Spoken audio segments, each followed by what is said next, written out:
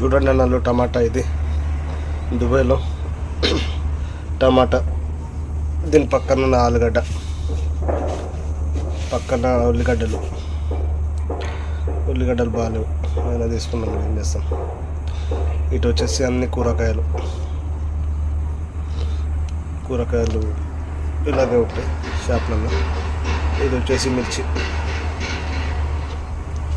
మళ్ళీ బెండకాయ, క్యారెట్స్, ఇవన్నీ ఒక సైడు. ఇక్కడ మిర్చి పెట్టిరు, వేరే మిర్చి. ఇక్కడ చూడండి వంకాయలు 3 రకాలుగా ఉన్నాయి.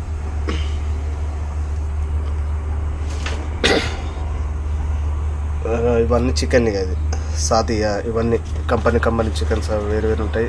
ప్రైజెస్ కూడా వేరు ఉంటాయి. ఇవన్నీ చికెన్ కారియాలు.